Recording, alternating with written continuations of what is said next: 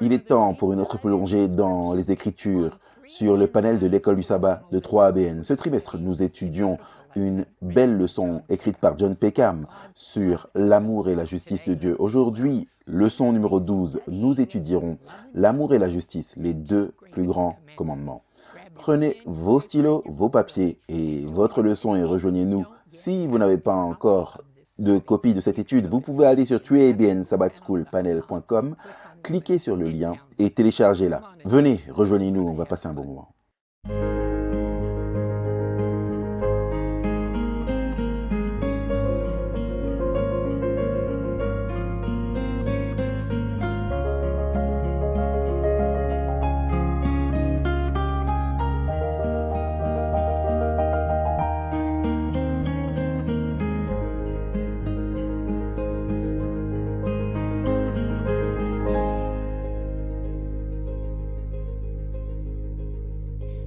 Bonjour et bienvenue au panel de l'école du sabbat de 3ABN. Je suis Shelly Quinn et je dois juste dire que j'ai aimé et j'aime cette belle étude que nous faisons sur l'amour et la justice de Dieu, écrite par John Peckham. C'est quelque chose que nous devons tous avoir dans nos cœurs afin que nous puissions nous rapprocher du Seigneur, parce que son amour réveille notre amour. Aujourd'hui, c'est la leçon numéro 12, l'amour et la justice, les deux plus grands commandements. En tant que panéliste, nos notes diffèrent souvent de l'étude trimestrielle. Donc, si vous souhaitez obtenir une copie de nos notes personnelles, vous pouvez aller sur 3abnsabbatschoolpanel.com.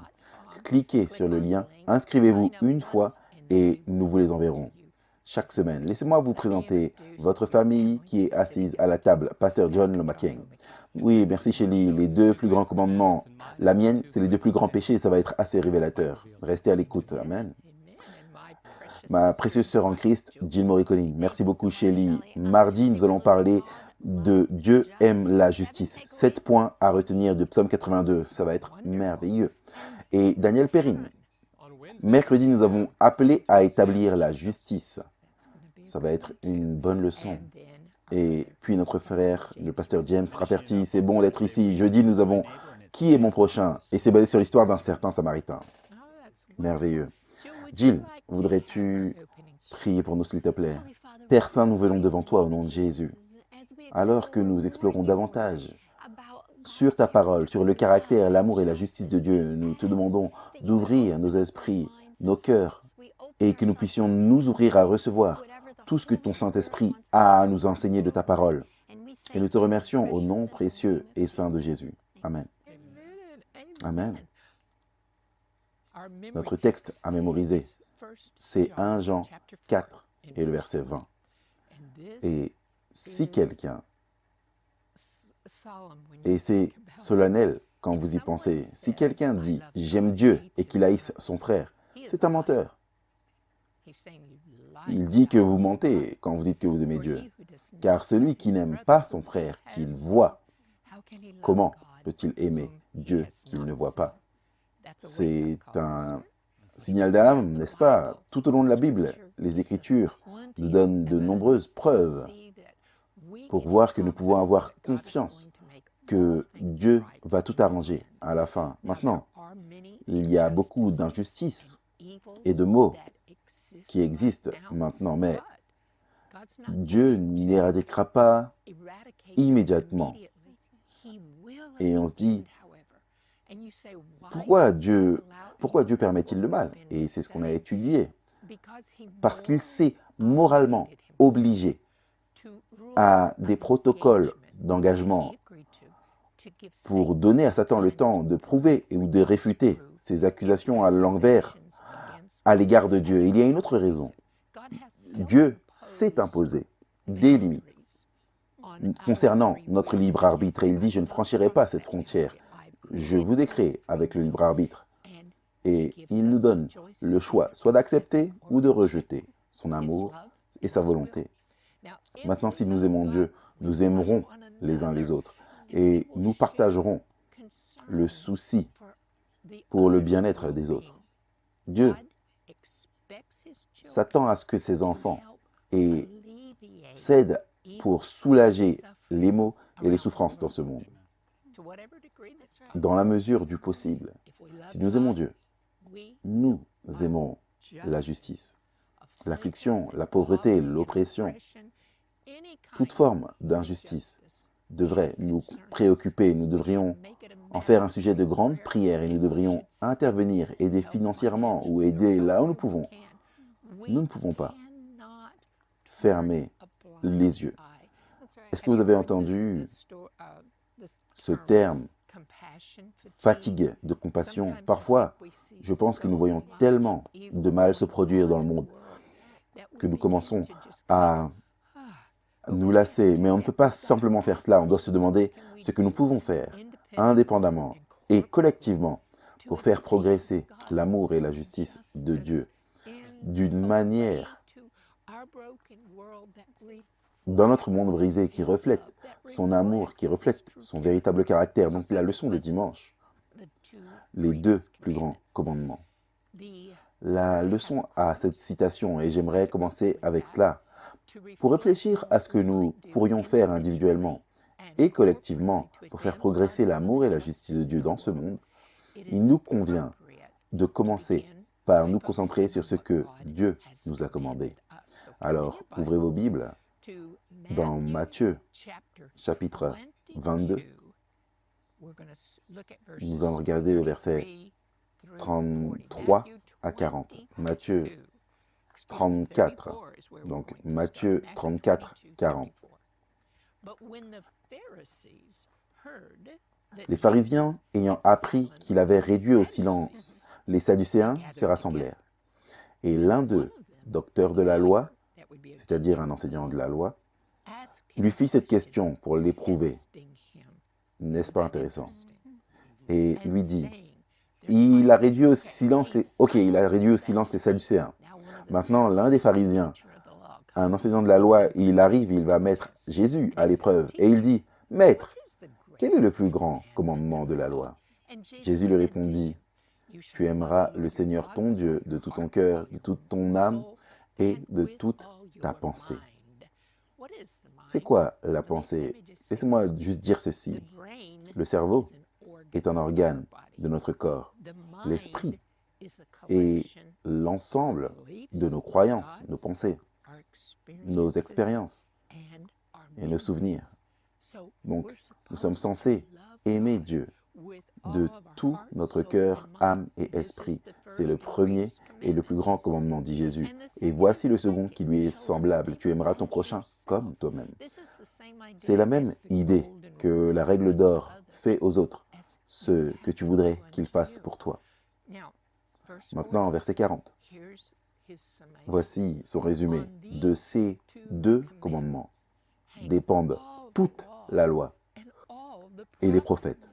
Ces commandements sont cités dans l'Ancien Testament, dans Deutéronome 6, verset 5 et Lévitique 9, 18, 19. Quand vous pensez à la loi de Dieu, ça c'est la loi d'amour qui reflète son caractère. C'est ce que Dieu a fait quand il nous a donné les 10 commandements. C'est une loi de liberté. Il nous a donné un chemin large dans lequel nous pouvons courir, mais il y a des limites d'amour placées autour de nous pour nous protéger du mal, d'avoir à expérimenter le péché personnellement. Et ces 4 premiers commandements, ils sont une limite d'amour pour notre Créateur, notre Seigneur souverain. Les 6 commandements suivants sur la deuxième table sont la limite de l'attente de l'amour dans la façon dont nous nous traitons les uns les autres. Donc Dieu est amour. Sa nature, l'amour sacrificiel. L'amour ne fait pas de mal. Mais laissez-moi vous dire quelque chose. L'amour divin ne peut pas être atteint par nous-mêmes. Quand Dieu dit de l'aimer de tout notre cœur, âme, esprit et force, je vous dis quelque chose. Je ne peux pas faire cela de moi-même. Parce que c'est un engagement total, c'est l'amour divin, mais devinez quoi? Romains 5, 5 dit que Dieu déverse son amour dans nos cœurs par la puissance du Saint-Esprit. Vous voyez, Dieu ne demande jamais rien de nous qu'il ne va pas nous donner la force de faire.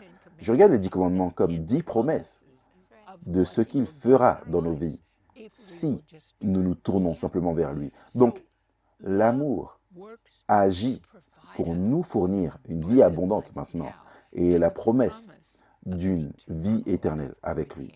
Regardons l'un de mes textes préférés. Gardez vos doigts dans Matthieu et on va revenir ici, mais dans 1 Thessaloniciens chapitre 3, versets 12 à 13.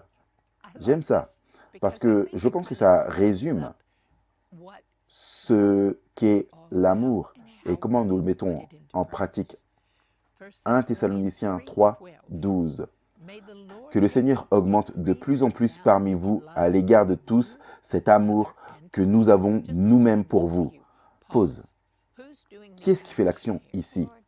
Le Seigneur. C'est le Seigneur qui vous fait croître et abonder en amour.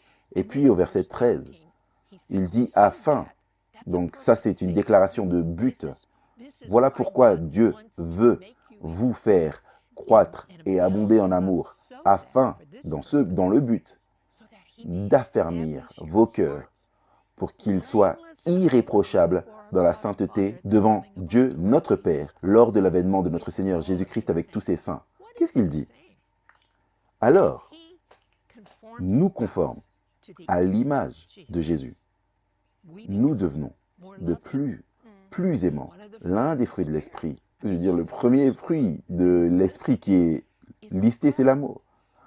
Alors que Dieu déverse son cœur, son amour dans nos cœurs. Rappelez-vous, l'amour ne fait pas de mal, l'amour ne pêche pas. Alors il déverse son amour dans nos cœurs pour lui et pour les autres. Et plus nous aimons, plus nous devenons comme lui. Plus nous grandissons dans l'amour, nous grandissons dans la sainteté, qui est la séparation du péché. Alors, Dieu nous répond par des actions de sacrifice, de grâce, miséricorde et de vérité. Et il nous dit, dans 1 Jean 3, 18, « Mes petits enfants, n'aimons pas en parole ou avec la langue, mais en acte et en vérité. » Maintenant, dans Matthieu 19, versets 16 à 23, je vais devoir accélérer maintenant. C'est l'histoire du jeune homme riche. Et il vient et il dit à Jésus, « Bon maître ». Jésus dit, « Pourquoi m'appelles-tu bon? Nul n'est bon si ce n'est Dieu. » Jésus ne dit pas qu'il n'est pas Dieu. Il examine les motivations de cet homme. Cet homme avait beaucoup de biens. Il avait beaucoup d'argent. Et il dit, « Eh bien, que dois-je faire? Quel commandement dois-je garder pour entrer dans la vie éternelle ?» Alors Jésus commence à énumérer. Tu ne tueras point, tu ne commettras point d'adultère, tu ne voleras point, tu ne porteras point de faux témoignages. Honore ton père et ta mère, tu aimeras ton prochain comme toi-même. Et le jeune homme dit, tout cela, je l'ai fait depuis ma jeunesse. Et Jésus dit, si tu veux être parfait, va, vends tout ce que tu as et donne-le aux pauvres et tu auras un trésor au ciel. Et suis-moi. Et le jeune homme partit triste. Et Jésus dit, je vous dis qu'il est plus difficile pour un homme riche d'entrer dans le royaume des cieux. Voici ce qui s'est passé. Nous, c'est ce que nous pensons. Est-ce qu'on doit tous faire cela? Ce que Jésus a vu dans ce jeune homme, c'est qu'il était exalté. Il avait fait de ses possessions des idoles et il se souciait plus de sa richesse que de marcher avec Dieu. Voici ce que nous dit Jésus-Christ à la page 516. Refuser quoi que ce soit à Dieu, c'est amoindrir sa force morale, car l'attachement aux choses du monde incertaines et indignes de nous finit par absorber toute notre attention. Amen. Merci beaucoup, Chélie, pour cela. Ce merveilleux début concernant les deux plus grands commandements. La mienne, c'est les deux plus grands péchés qui sont l'antithèse des deux plus grands commandements. L'auteur de la leçon souligne dans l'introduction, selon Jésus lui-même, les deux plus grands commandements sont l'amour de Dieu et l'amour l'un pour les autres. Et la pratique de ces commandements implique des sacrifices qui montrent concrètement l'amour envers les autres. Ce qui est, en des termes pratiques, le fait de marcher dans les pas de Jésus. Maintenant, il doit y avoir une différence dans la relation entre le monde et l'Église. Il devrait y avoir une différence marquée entre les relations que nous avons les uns avec les autres quand nous pensons à l'amour envers notre prochain. Vous savez, l'un des deux plus grands commandements dont il est parlé ici, il est dit « aime ton prochain comme toi-même ». Donc, c'est même en dehors de la communauté des croyants. Nous devons être des gens qui sont aimants dans notre communauté. Nos voisins devraient le voir. Les gens dans le magasin, les gens au travail, les gens avec qui nous voyageons devraient le voir. C'est une grande retenue, une retenue divine qui nous permet de démontrer ce que sont vraiment les principes des 6 derniers commandements. Mais la question qui est également posée, c'est dans la leçon. Si les deux plus grands commandements sont l'amour de Dieu et l'amour des autres, quels sont les deux plus grands péchés? Et l'auteur de la leçon souligne que l'idolâtrie prend la place de l'amour pour Dieu et pour l'humanité. Et j'ajoute que cela éclipse la bénédiction qui accompagne l'adhésion à ces deux plus grands principes. Et donc, ce que nous lisons dans le Nouveau Testament n'est pas introduit pour la première fois dans le Nouveau Testament. C'est introduit la première fois dans l'Ancien Testament. Deutéronome 6, verset 5. Tu aimeras le Seigneur ton Dieu de tout ton cœur, de toute ton âme et de toute ta force. C'est traduit dans le Nouveau Testament par de tout ton esprit. Tout ce que tu crois, tout ce à quoi tu adhères, tout ce que tu embrasses doit être exprimé dans les 6 derniers commandements, dans la relation. Mais voici la question suivante. Lisez Zacharie 7, versets 9 à 12. L'auteur pose cette question, selon le prophète Zacharie, dans ce passage, que dénonce Dieu?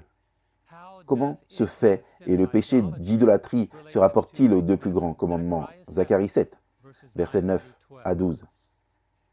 Regardez, les principes ne sont pas nouveaux dans le Nouveau Testament, mais tout au long de la Bible, le caractère de Dieu ne se métamorphose pas de colère à amour. Jésus n'est pas venu dire « Ah, je suis désolé pour le comportement de mon Père, mais je ne vais pas être comme lui. » C'est une tension continue. Le Père et le Fils sont semblables. Et donc nous trouvons dans l'Ancien Testament ce qui est maintenant réaffirmé dans le Nouveau. Zacharie 7, verset 9. « Ainsi parlait l'Éternel des armées. » Voici cette parole à nouveau dont nous avons parlé. Rendez véritablement la justice et ayez l'un pour l'autre de la bonté et de la miséricorde. N'opprimez pas la veuve et l'orphelin, l'étranger et le pauvre, et ne méditez pas l'un contre l'autre le mal dans vos cœurs. Mais ils refusèrent d'être attentifs. Ils eurent l'épaule rebelle et ils endurcirent leur oreille pour ne pas entendre.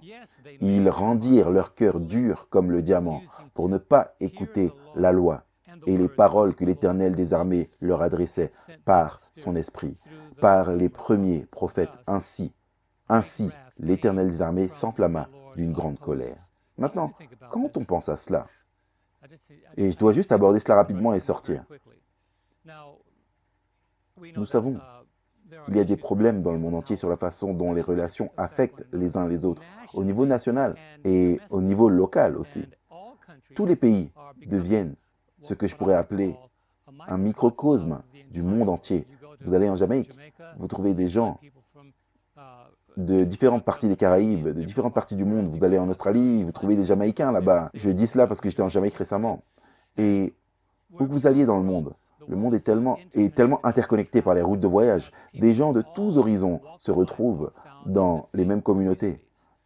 Ce qui est si triste, c'est que les gens utilisent cela comme un élan pour stimuler la haine contre ceux avec lesquels ils ne s'identifient pas. Et ce que le Seigneur dit ici, c'est lorsque nous commençons à faire cela, nous n'exécutons pas la vraie justice. Nous ne faisons pas preuve de miséricorde et de compassion. Donc nous choisissons un segment de la société pour éveiller chez les autres la haine pour les gens qui ne nous ressemblent pas ou ne pensent pas comme nous ou ne viennent pas du même endroit. Maintenant, nous ne disons pas que nous n'avons pas de responsabilité. Mais ce que la Bible dit en substance, c'est que peu importe qui est l'autre personne, vous devez exprimer l'amour, la compassion, la justice envers eux, non pas parce qu'ils la méritent, mais parce que vous êtes un enfant de Dieu. Alors, quel est le résumé de Zacharie 7? Exécuter l'exécution de la vraie justice. L'oppression de la veuve et de l'orphelin, ce n'est pas acceptable. La miséricorde et la compassion les uns envers les autres sont nécessaires. Et ne planifiez pas le mal dans votre cœur contre votre frère. Donc je pense que Shelly a fait ressortir cela juste avant mes 8 points, Jill. Je vais continuer et revenir sur le sujet. Je pense que c'est Jean 4, versets 20 et 21. Est-ce que vous avez déjà lu ça? Donc je ne vais pas le lire. C'est très clair ce qu'elle a souligné. Mais chacun des 6 derniers commandements se rapporte à la justice et à la miséricorde envers tous. Et c'est un test. Ces tests sont d'une importance vitale. pour savoir si l'Esprit de Dieu opère ou non dans votre vie. Vous savez, on pourrait dire, vous êtes chrétien, mais la façon dont vous traitez les uns les autres devient la preuve par laquelle vous êtes convaincu de votre christianisme. Et si quelqu'un dit un jour, si tu avais une maladie appelée le christianisme et que quelqu'un d'autre l'attrapait, est-ce que ça le tuerait ou l'améliorerait? Considérez cela pour un instant. Donc, à la lumière des deux plus grands commandements, parlons de la plus grande dette, Romains 13, verset 8. Allons, là, la plus grande dette. J'en ai 8 comme ça, on commence par la plus grande dette. Romains 13, verset 8. Ne devez rien à personne, si ce n'est de vous aimer les uns les autres, car celui qui aime les autres a accompli la loi. Regardez cela. Vous voulez accomplir la loi de Dieu? Aimez tout le monde. Maintenant, de la plus grande dette à la plus grande preuve. 1 Jean 3, 14. C'est la preuve qu'un tribunal devrait vous condamner. Vous savez, sur la base de toutes les preuves, cette personne est chrétienne. Voici la preuve numéro 1. J'entre dans l'exposition. 1 Jean 3, 14. S'il te plaît, lis pour nous, Jill. Nous savons que nous sommes passés de la mort à la vie parce que nous aimons les frères. Celui qui n'aime pas son frère demeure dans la mort. La plus grande preuve, il aime les gens. Il doit être chrétien. Maintenant, la plus grande obligation, Ecclésiaste 12, 13 et 14. Si vous y arrivez, dites-moi. On va juste le lire. La plus grande obligation. Écoutons la fin du discours. Donc je lis cela dans la version King James. Crains Dieu et observe ses commandements, car c'est là ce que doit faire tout homme. La plus grande obligation, car Dieu amènera toute œuvre en jugement au sujet de tout ce qui est caché, soit bien, soit mal. La loi de Dieu, c'est la grande norme. Voilà pourquoi c'est la grande obligation. C'est le devoir de tout homme. Oh, combien c'est triste. Et je m'arrête là. Que dans le monde chrétien, la loi de Dieu soit devenue le talon d'Achille du vrai christianisme. Elle a été clouée à la croix, c'est juste pour les Juifs. On en est débarrassé, elle a été supprimée. Ça, c'est le plus grand mensonge. Si je pouvais ajouter un des plus grands, le plus grand mensonge, c'est que les commandements de Dieu n'existent plus. Quel gouvernement connaissez-vous qui n'a pas de loi? Pourquoi Dieu n'aurait-il pas de loi? Et c'est une parodie que les pasteurs enseignent, que garder les commandements de Dieu, c'est une chose pénible. Continuons. La plus grande responsabilité, Matthieu 25, verset 40. Et le roi leur répondra et leur dira, « Je vous le dis en vérité, toutes les fois que vous avez fait ces choses à l'un de ces plus petits de mes frères, c'est à moi que vous l'avez faite. » La plus grande responsabilité est le quatrième. C'est le quatrième sur la liste. Numéro 5. Le plus grand sacrifice. J'aime ça. Jean 15, verset 13. Le plus grand sacrifice. Il n'y a pas de plus grand amour que de donner sa vie pour ses amis. L'apôtre Paul, dans Romains 5, nous fait comprendre à merveille. Il dit, vous savez, quelqu'un pourrait mourir pour une personne juste. Je veux dire, peut-être, mais qui mourrait pour un vagabond, un voleur? Qui mourrait pour des gens qui crachent sur Dieu? Qui mourrait pour des gens comme ça? Et puis nous obtenons la réponse, il n'y a pas de plus grand amour que donner sa vie pour ses amis. Jésus n'est pas seulement mort pour ses amis, il est mort pour toute la race humaine. Ce qui m'amène maintenant à la plus grande humilité. Marc 10, 43. Il n'en est pas de même au milieu de vous, mais quiconque veut être grand parmi vous, qu'il soit votre serviteur. La plus grande humilité est d'être un serviteur de Christ. Le plus grand péché, Jean 19, verset 1. Jésus répondit, « Tu n'aurais sur moi aucun pouvoir s'il ne t'avait été donné d'en haut. » C'est pourquoi celui qui me livre à toi commet un plus grand péché. C'est quoi le plus grand péché? La trahison de Jésus-Christ. Et enfin, le plus grand amour. Jean 3, 16. Est-ce qu'on peut dire ça ensemble? Car Dieu a tant aimé le monde, qu'il a donné son Fils unique, afin que quiconque croit en lui ne périsse point, mais ait la vie éternelle. Alors, vous voulez être grand? Vous avez une grande dette, une grande preuve, une grande obligation, une grande responsabilité, un grand sacrifice, une grande humilité, un grand péché et par-dessus tout, le plus grand amour. C'est exactement ce dont Dieu parle. Quelle merveilleuse leçon et merci beaucoup, nous allons faire une pause rapide pour un moment missionnaire. Nous serons de retour tout de suite. Bonjour, je suis Greg Morricone. Je suis si heureux que vous m'ayez rejoint pour le moment missionnaire de Tribune. Scott a grandi dans une maison où Dieu et la prière n'étaient jamais mentionnés. Des années plus tard, sa mère a commencé à aller à l'église. Alors, Scott et sa fiancée Wanda ont demandé au pasteur de sa mère de les marier. Le pasteur a accepté à la condition que tous deux soient d'abord baptisés. Ils ont obtempéré, ne serait-ce que pour apaiser tout le monde. Après la naissance de leur fille, Wanda a commencé à aller à l'église. Mais plus elle exhortait Scott à venir avec elle, plus il résistait. Plus tard, ils ont emménagé dans une maison qui n'avait pas la télévision par câble, et Scott a commencé à faire défiler les chaînes et est tombé sur TuABN à Richland, Washington. La prophétie biblique était fascinante, mais avant longtemps, il a pensé que l'orateur avait tort à propos de l'enlèvement secret. Après tout, il avait lu la série Left Behind, mais il n'avait jamais lu la Bible. Alors quand Scott a commencé à chercher les textes, il a découvert que le pasteur sur TuABN avait raison, après tout. Pendant qu'ils construisaient une nouvelle maison, ils ont loué un appartement, sans câble. Alors Scott a recommencé à regarder TuABN. La tragédie du 11 septembre avait piqué son intérêt au vif pour les événements de la fin et maintenant les messages sur TuABN l'avaient convaincu. Il y a beaucoup plus à cette histoire, donc j'espère que vous me rejoindrez la prochaine fois sur le moment missionnaire de TuABN. Que Dieu vous bénisse abondamment aujourd'hui. Ces moments missionnaires sont si inspirants. Nous voulons vous remercier pour vos prières et vos soutiens qui rendent tout cela possible pour TuABN. Maintenant, nous allons à la leçon de mardi avec Madame Jill.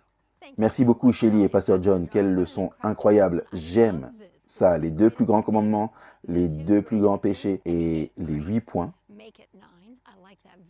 J'aime ça. Je suis Jill Moriconi. Mardi, nous regardons Dieu aime la justice. Venez avec moi dans le psaume 82. On va passer notre temps dans le psaume 82. 7 points à retenir dans le psaume 82. La leçon dit ceci. Dieu est constamment passionné en faveur des opprimés, tout en exprimant une colère juste contre les bourreaux et les oppresseurs. Donc Dieu élève les opprimés, mais exprime cette colère juste à l'égard de ceux qui oppriment les gens et les oppressent. Le psaume 82 fait bien sûr partie du 3e livre des psaumes. Et c'est du psaume 73 au 89 et tous ces psaumes se concentrent vraiment sur la question « Dieu, où es-tu » C'est un plaidoyer pour la justice, pour ainsi dire, le psaume 82. Si vous lisez le psaume 81, il aborde les péchés du peuple d'Israël. Le psaume 82 aborde maintenant les péchés des dirigeants, les péchés de ceux qui jugent. Nous allons découvrir qu'ils jugent, en fait, injustement. C'est une scène de la cour céleste. Dieu juge ceux qui jugent injustement. Est-ce que vous avez déjà pensé qu'un juge pourrait être jugé? Est-ce que vous avez déjà pensé que ceux qui sont en position de prendre ces décisions seront également jugés par Dieu? Vous êtes-vous déjà demandé, Dieu, où es-tu? Pourquoi les choses arrivent-elles dans l'Église de Dieu? Pourquoi les choses ne s'arrêtent-elles pas sur mon lieu de travail? Comment ceux qui détiennent l'autorité gouvernementale arrivent à s'en sortir toujours? Le juge est jugé. Dieu est au contrôle. Et il juge même ceux qui jugent ou sont en charge d'être des leaders pour prendre ces décisions. Et nous voyons cela dans ce psaume. Maintenant, le psaume a une double implication. J'aimerais dire cela dès le début. Le jugement de Dieu contre les dirigeants terrestres qui sont responsables de l'injustice dans la société. Mais c'est aussi le jugement de Dieu contre les dirigeants célestes, ceux qui seraient derrière les dirigeants terrestres corrompus. Ce serait Satan et ses anges. Alors, regardons le psaume 82, verset 1. Dieu se tient dans l'assemblée des puissants, littéralement l'assemblée de Dieu, ou l'assemblée divine. Donc c'est Dieu qui juge. Il juge au milieu des dieux. Maintenant, les mots Dieu peut faire référence à Dieu lui-même ou peut faire référence à d'autres dieux avec un petit g. C'est utilisé dans l'Ancien Testament pour les dieux de Laban. Vous vous souvenez, Rachel les avait volés. Et c'est le même mot qui est utilisé ici.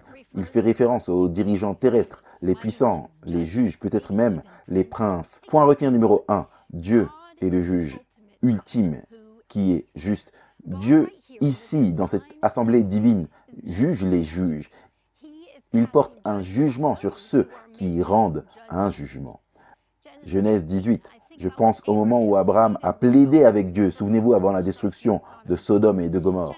Genèse 18, 25.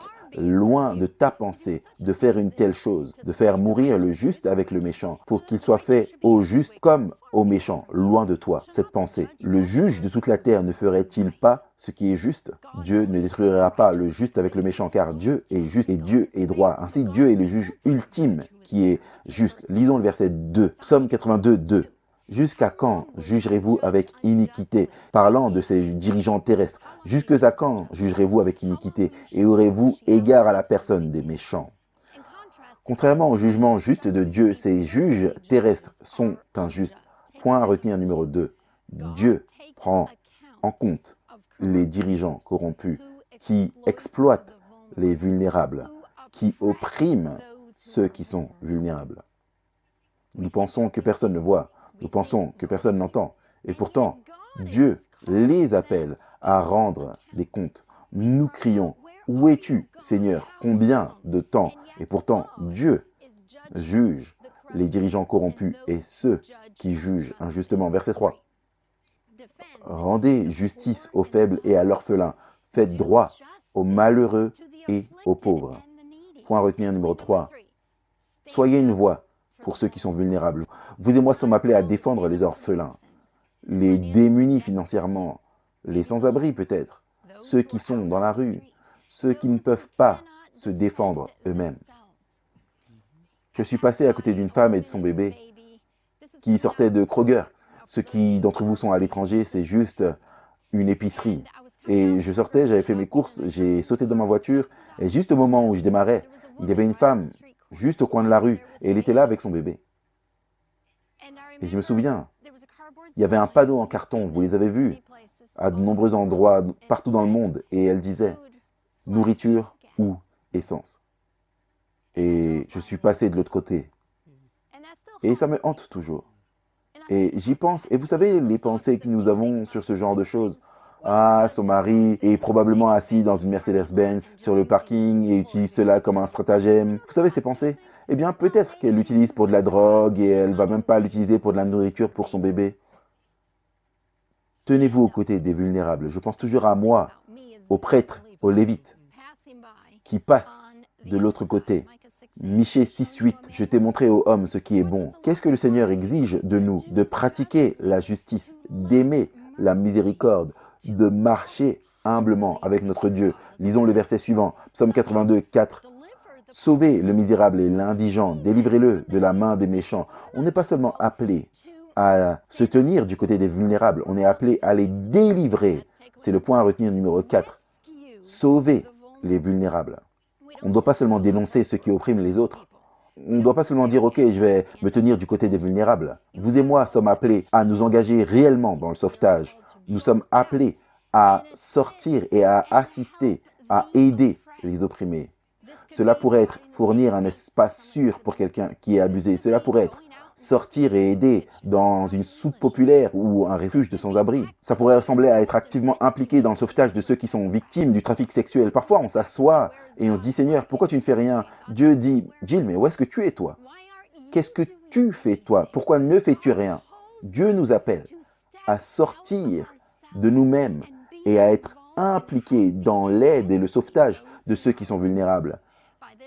Par cela, tous sauront que nous sommes les disciples de Dieu si nous nous aimons les uns les autres. Si nous tendons la main dans cet amour, continuons à lire Psaume 82, verset 5. Ils n'ont ni savoir ni intelligence. Ils marchent dans les ténèbres. Tous les fondements de la terre sont ébranlés. Pourquoi les fondements de la terre sont instables? On en a déjà parlé. Ces dirigeants corrompus injustes et comment ils jugent injustement. L'injustice, cette perversion de la justice et la souffrance et le mal qui existent. Cela est dû à l'oppression des dirigeants et des autres. Cela jette le monde et la société dans le désarroi. Point à retenir numéro 5. Comment vous et moi traitons les questions vulnérables. Et vous voyez que lorsque les dirigeants, ceux qui sont en position d'autorité, ne jugent pas avec justice, ne suivent pas la loi de Dieu et au lieu de cela oppriment et blessent les autres. Vous voyez, même les fondements de la société deviennent instables parce que ce n'est pas la façon dont Dieu a prévu notre monde. Continuez à lire. On va faire 6 et 7. J'avais dit, vous êtes des dieux. Vous êtes tous des fils du Très-Haut. Cependant, vous mourrez comme des hommes. Vous tomberez comme un prince quelconque. Parfois, les gens pensent, je suis intouchable. J'ai compris cela, je suis au-dessus de la loi, pas vrai? Ces dirigeants corrompus, ces personnes corrompues, je suis au-dessus de cela, mais qu'est-ce que Dieu dit? Vous allez mourir comme des hommes et tomber comme un prince quelconque. Point à retenir numéro 6, Dieu jugera ceux qui maltraitent les vulnérables. Ces dirigeants, ces juges finiront par tomber de leur position exaltée dans la société quand Dieu apportera le jugement. Ça viendra. Psaume 82, verset 8, notre dernier point, dernier verset. Lève-toi, ô Dieu, juge la terre, car toutes les nations t'appartiennent. Point à retenir numéro 7. Suppliez Dieu d'agir. Vous et moi pouvons faire cet appel, cette supplication. Appelez-en à Dieu pour qu'il se lève, pour juger la terre en l'absence de justes juges. Suppliez Dieu pour qu'il se lève et qu'il juge. Donc j'aimerais juste vous lancer un appel à la fin. À quoi est-ce que Dieu vous appelle à tendre la main et à servir? Qui est vulnérable? Peut-être dans votre quartier, dans votre communauté. Il y a des gens d'autres églises en ce moment.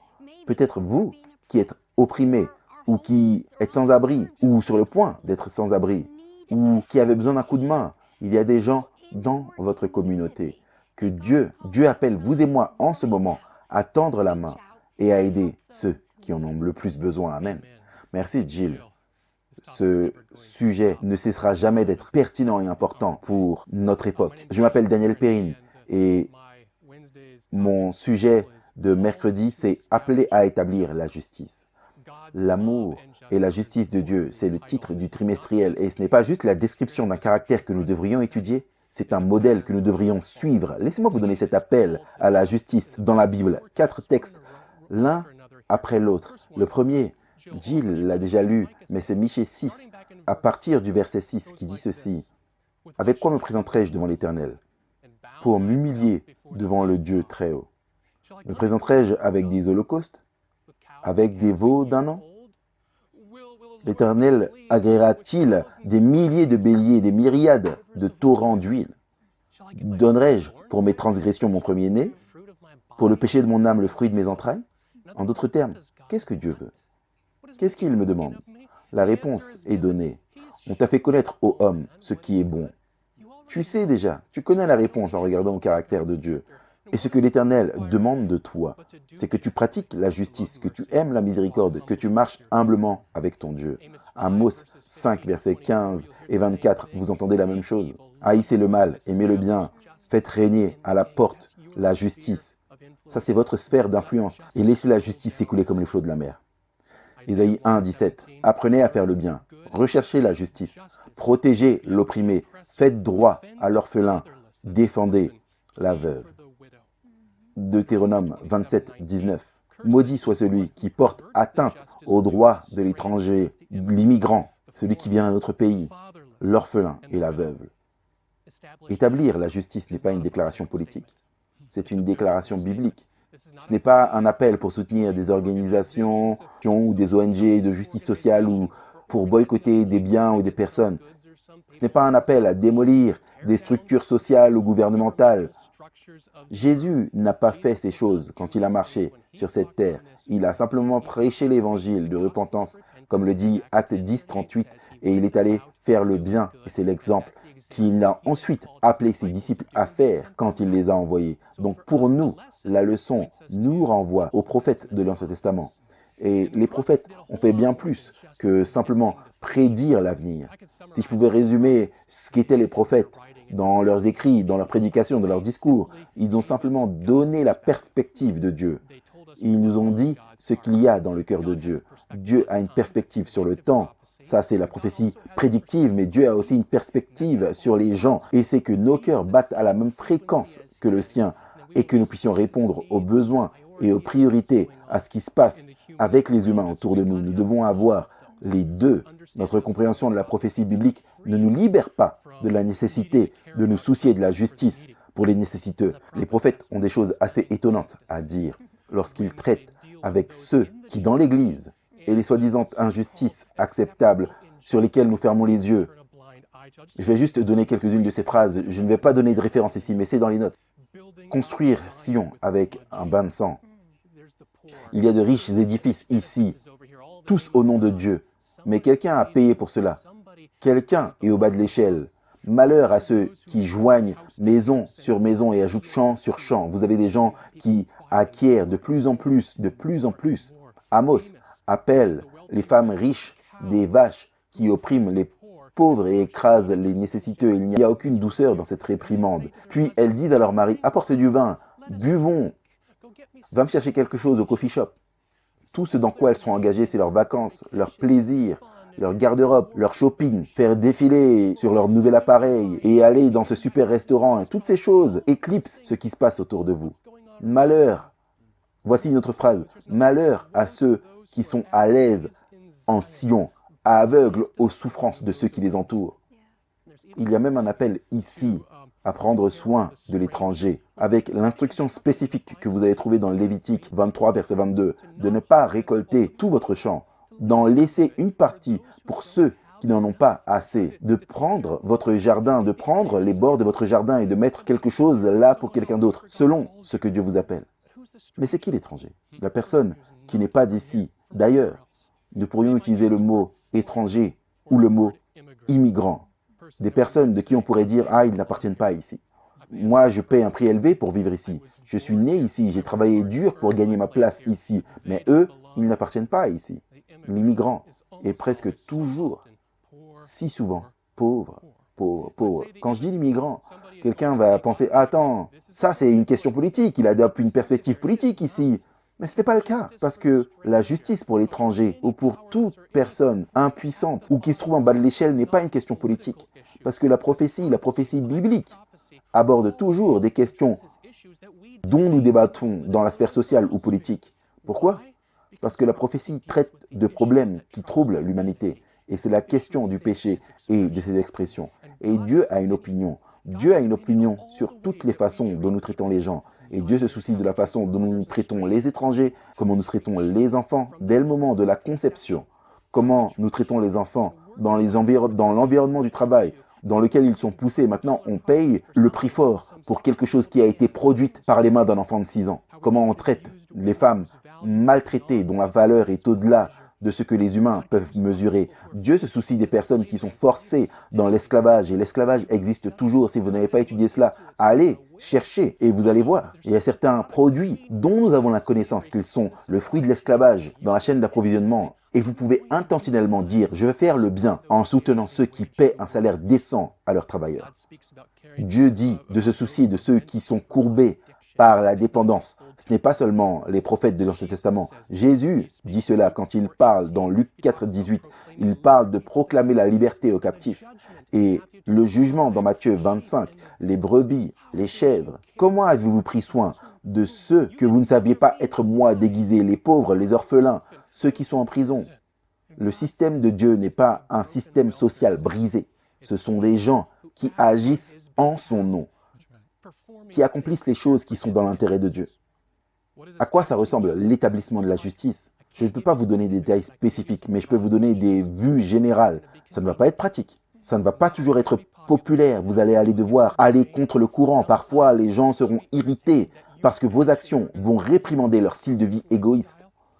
Ça ne va pas toujours être accueilli avec une gratitude écrasante. Ça ne va pas être un projet missionnaire sur un jour, un week-end et c'est bon, vous pouvez mettre sur la liste que vous avez fait votre bonne action. Ça va vous coûter quelque chose. Parfois, ça nécessitera un sacrifice de votre temps, l'abandon de votre égoïsme. Ça impliquera des décisions sur la façon dont vous dépensez votre argent et cela vous demandera d'étudier pour vous familiariser avec les manières dont les gens à votre porte, et quand je vous dis à votre porte, j'ai poussé cette métaphore un peu plus loin. Généralement, vous ne les voyez pas et donc ils sont sous la porte, sous le porche, ils sont cachés. Vous devez chercher parce qu'il y a des gens qui sont injustement traités et on ne le sait même pas parce qu'on vit une vie de plaisir. Et il faudra des efforts pour les trouver. Dieu ne ferme pas les yeux et nous ne le devrions pas non plus. Est-ce que vous saviez qu'Ellen White s'occupait des orphelins dans sa maison? Ellen White, si vous ne la connaissez pas, elle était l'une des pionnières qui étaient impliquées dans la compréhension des Écritures qui ont conduit à l'établissement de l'Église adventiste. Donc elle prenait soin des orphelins dans sa maison et elle hébergeait des voyageurs et ouvrait sa propre maison à ceux qui avaient besoin d'un endroit où dormir. Est-ce que vous saviez qu'elle achetait du tissu? Elle gardait l'œil ouvert sur les bonnes affaires pour le tissu et elle le stockait et gardait l'œil ouvert et cherchait à savoir qui avait besoin, qui était habillé avec des vêtements en lambeaux. Elle ne voulait pas l'humilier ou embarrasser, mais elle faisait quelque chose sur mesure pour eux et le livrait chez eux. Elle gardait l'œil ouvert par rapport à tout cela. Je ne sais pas s'ils avaient des friperies, mais elle achetait des articles ménagers d'occasion et les gardait sous la main, à la recherche de personnes qui pourraient en avoir besoin. Savez-vous qu'elle employait des personnes sans emploi parce qu'elle ne voulait pas les embarrasser en leur donnant une aumône qu'ils n'avaient pas gagnée ou méritée? Je partage simplement ces choses parce que lorsque nous regardons en arrière à l'histoire de la façon dont Dieu a conduit son peuple, nous trouverons des illustrations de ceux qui ont versé leur vie pour établir la justice pour ceux qui sont dans le besoin. Vous trouverez des choses dans votre sphère d'influence, mais vous allez également trouver des choses qui sont aux extrémités de la terre, et je parle de la fin de la chaîne d'approvisionnement de produits. Si nous sommes appelés à établir la justice, alors faites attention à ce que vous faites avec votre argent. Où est-ce qu'il va? Les façons dont vous pouvez faire le bien en soutenant ces entreprises, ces organisations, ces personnes qui aident ou qui sont en bas de l'échelle. Amen, amen. Merci Daniel. J'apprécie vraiment d'avoir compris ce que tu as partagé. La prophétie nous donne la perspective de Dieu et nous appelle à aider les nécessiteux. Et Jill, Dieu est le juge ultime qui est juste et qui défend les vulnérables. Et John, la façon dont nous traitons les uns les autres est la preuve de notre christianisme. Shelly, Dieu attend à ce que son peuple élimine le mal autour du monde. Nous ne pouvons pas fermer les yeux. C'est une magnifique leçon et on m'a donné jeudi qui s'intitule « Qui est mon prochain ?» et c'est le récit du Samaritain dans Luc chapitre 10, si vous voulez prendre vos Bibles. C'est ce qu'on va étudier, Luc 10. Dans ce récit, après que Jésus ait déclaré les deux plus grands commandements de l'amour de Dieu et l'amour pour le prochain, un docteur de la loi voulant se justifier dit à Jésus « Qui est mon prochain ?» Qui est mon prochain? Luc 10, 29. En réponse à cela, Jésus raconta la parabole maintenant familière mais choquante dans le temps du bon Samaritain. Lisons maintenant cette parabole du bon Samaritain dans Luc 10, 25 à 37. Et nous apprenons ce que dit le passage à la lumière du cri des prophètes pour la miséricorde et la justice. Donc on a examiné tous ces prophètes de l'Ancien Testament qui criaient pour la miséricorde et la justice, pour faire face aux injustices des différents groupes de personnes qui ont été affligées. Et tout au long de l'histoire, nous avons l'affliction de ces différents groupes de personnes, ces injustices qui ont été affligées. Donc Jésus raconte l'histoire et j'aimerais que nous puissions réfléchir en lisant ces versets. J'aimerais que nous puissions réfléchir à deux manières. Tout d'abord, nous voulons réfléchir dans le contexte du plan du salut, dans le contexte général dont nous avons parlé, ce conflit cosmique. Nous voulons regarder cela de la manière dont Jésus est venu pour traiter le conflit cosmique. Pourquoi? Parce que quand nous voyons comment Jésus a géré ce conflit cosmique, comment il est intervenu et a posé les fondements de l'amour et de la justice en relation avec nous individuellement et ceux qui croient, cela aura un impact sur nos cœurs pour faire la même chose, comme Jésus dit à ce docteur d'aller et d'en faire de même. Et c'est vraiment ce à quoi Dieu nous appelle. On ne peut pas aller en faire de même, sauf si nous avons été touchés et que nos cœurs ont été transformés. Alors nous pouvons aller et faire de même, motivés par le cœur, pas seulement par la tête. Dieu veut que nous soyons comme Christ. C'est ça le christianisme, pas vrai? Donc Jésus, au verset 30, reprit la parole et dit, « Un homme descendait de Jérusalem à Jéricho. » Et cet homme, dans le conflit cosmique, cet homme représenterait Adam, le premier Adam. Il est descendu de Jérusalem, c'est la cité céleste, Hébreux chapitre 10, au verset 22, à Jéricho. Il s'est impliqué dans la connaissance du bien et du mal, il est tombé, c'est la chute de l'homme, il est descendu, il est tombé parmi les voleurs. Jean 10, 10 dit que le diable est venu rien que pour tuer et voler et détruire. Ces brigands qui le dépouillèrent de ses vêtements, cette robe de lumière, ce vêtement que Dieu nous a donné. Vous savez, quand on regarde à Adam et Ève dans le jardin, plusieurs fois un artiste les a dépeints dans le jardin. Vous savez, se cachant derrière un buisson ou couverts par un animal parce qu'ils sont nus. Eh bien, ils n'étaient pas nus. Dieu dit dans la Bible que Dieu les a vêtus d'une robe de lumière. Il nous a créés à son image. Adam et Ève, dans le jardin, étaient vêtus de ces robes de lumière. Et nous avons perdu cette robe de lumière, nous avons perdu ce règne, cette justice. Puis nous avons été blessés, il est dit. Ils le chargèrent de coups et s'en allèrent, le laissant à demi mort. Blessé signifie que nous avons maintenant une nature égoïste, une nature déchue. Nous sommes morts dans nos offenses et péchés. Nous sommes toujours en vie, mais nous sommes morts dans nos offenses, nos péchés. Éphésiens chapitre 2 et verset 1. Par hasard, un sacrificateur descendait par le même chemin. Ayant vu cet homme, passa outre. Jill, tu as mentionné cela de la manière pratique. Et dans le contexte plus large du plan du salut, ce prêtre représenterait la loi de Dieu. La loi de Dieu a été donnée aux prêtres pour être déclarée au peuple. Esdras 7, 21, mais la loi de Dieu ne peut pas nous sauver. Romains 3, verset 3, on ne peut pas être sauvé par la loi de Dieu, on ne peut pas être sauvé en obéissant à la loi. Personne dans l'Ancien ou le Nouveau Testament n'a jamais été sauvé en gardant la loi. La loi de Dieu est comme un miroir. Elle souligne notre besoin de Jésus-Christ et nous dirige vers Jésus-Christ. Ainsi, la loi passe de l'autre côté.